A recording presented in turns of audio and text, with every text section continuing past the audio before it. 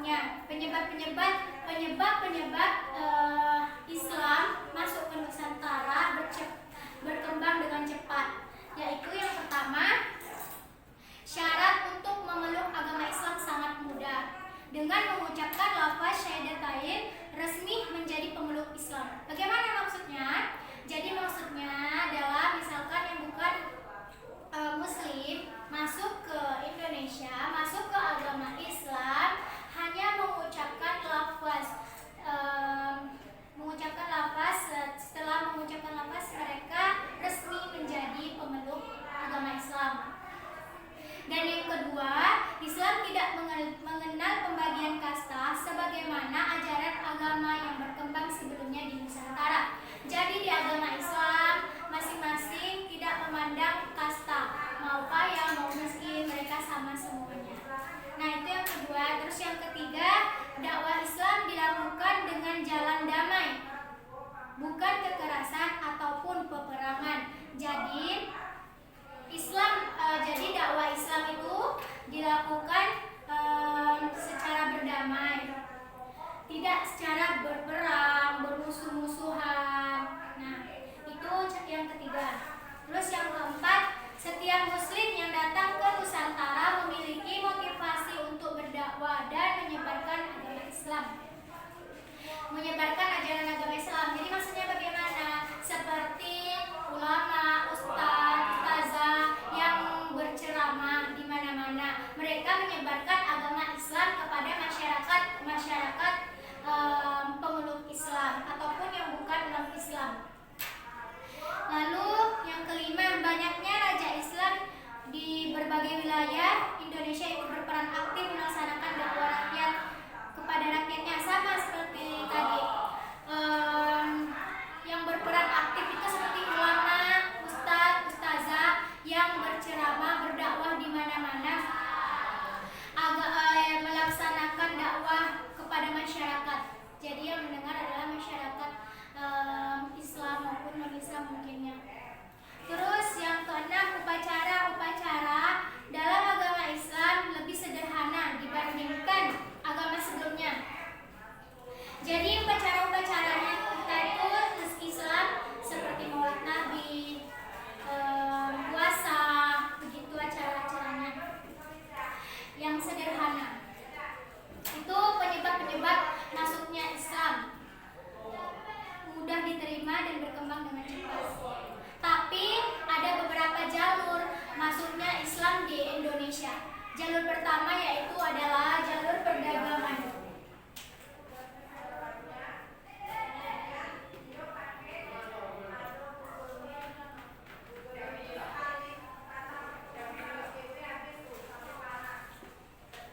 Nah, jalur perdagangan ini di sini telah dijelaskan. Jalur perdagangan Muslim dari Arab, Persia, dan India ikut mengambil bagian dalam persebaran agama Islam. Hal ini sesuai dengan perkembangan lalu lintas pelayaran dan perdagangan dunia. Arab Persia dari abad ke-7 Masehi hingga 16 Masehi, penyebaran agama Islam cenderung lebih banyak melalui perdagangan. Oleh sebab itu, wilayah pelabuhan lebih dulu menerima pengaruh Islam dibandingkan wilayah pendalam. Para pedagang Muslim yang singgah di Nusantara semakin banyak dan membentuk permukiman di sebuah pajokan. Dari pajokan inilah para pedagang Muslim melakukan interaksi, asimilasi, dan sosialisasi dengan penduduk-penduduk setempat sambil menyebarkan ajaran agama Islam.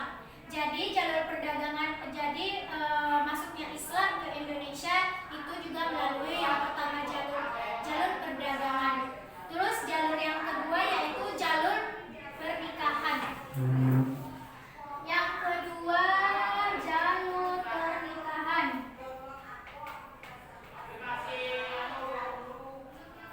Nah, bagaimana maksud jalur pernikahan di sini? Jadi maksudnya di sini jalur pedagang Muslim di negeri Timur Tengah dan lainnya menjadi pedagang terhormat dan mulai menetap di Nusantara. Mereka membentuk perkampungan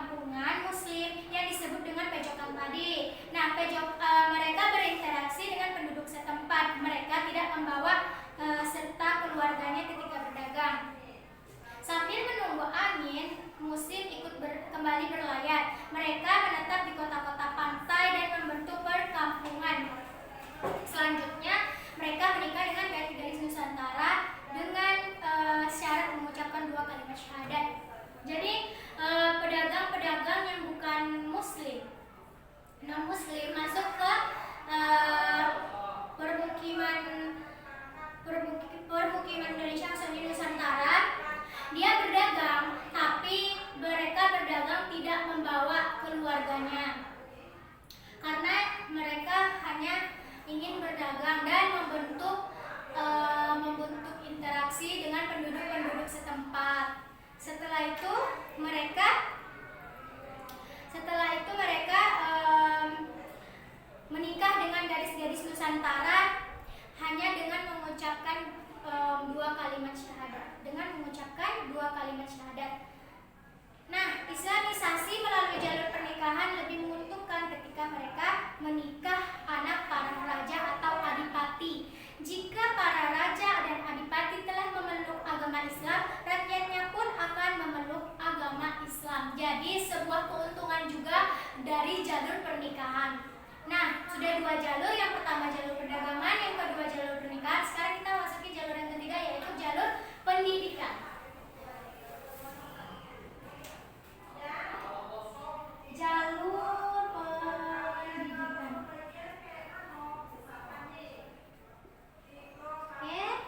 Bagaimana dengan maksud jalur pendidikan? Di sini juga telah dijelaskan penyebaran agama Islam melalui pengajaran atau pendidikan dilakukan dengan cara membangun pesantren-pesantren.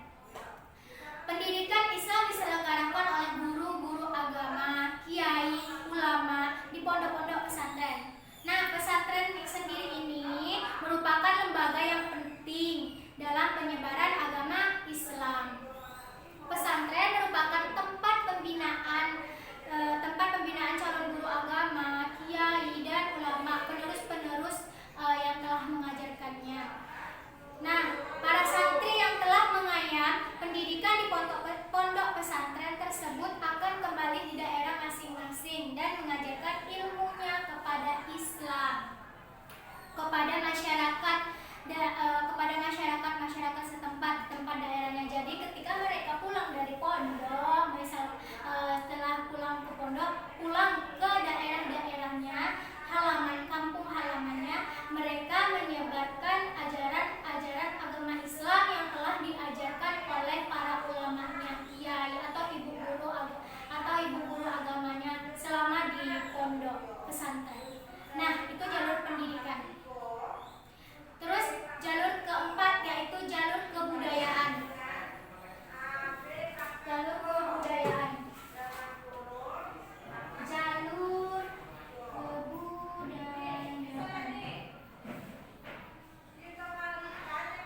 Coba jalur kebudayaan ini telah jelaskan juga di sini. Penyebaran agama Islam melalui kebudayaan dapat kita lihat dari peninggalan sejarah yang banyak tersebar di Nusantara.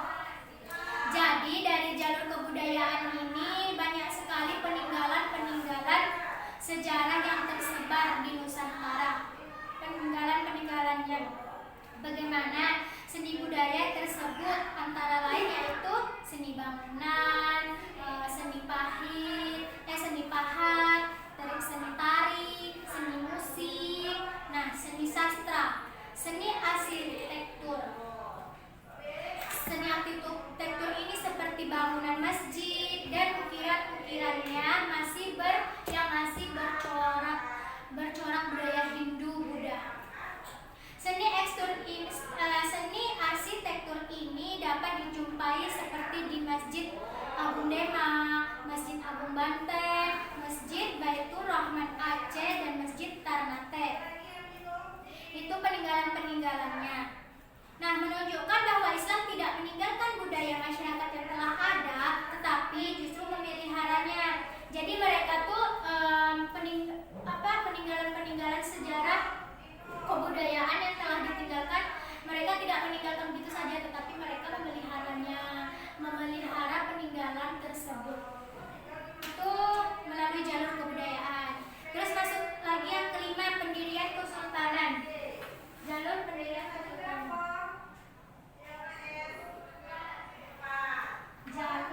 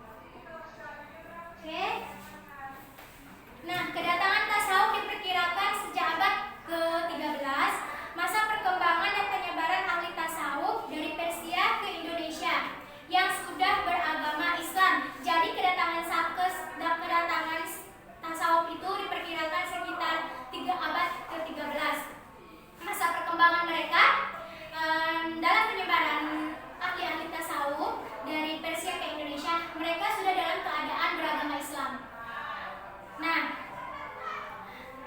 bersamaan dengan perkembangan tasawuf, para ulama dalam menyebarkan Islam menyesuaikan pemikiran masyarakat setempat yang masih berorientasi pada agama Hindu dan Buddha sehingga mudah dimengerti. Jadi mereka masih berorientasi dengan agama Hindu dengan Buddha, berinteraksi dengan agama-agama Hindu dengan Buddha supaya dalam penyebaran itu mudah dimengerti. Nah, itulah materi kita tentang sejarah masuknya Islam di Nusantara. Dari berbagai yang telah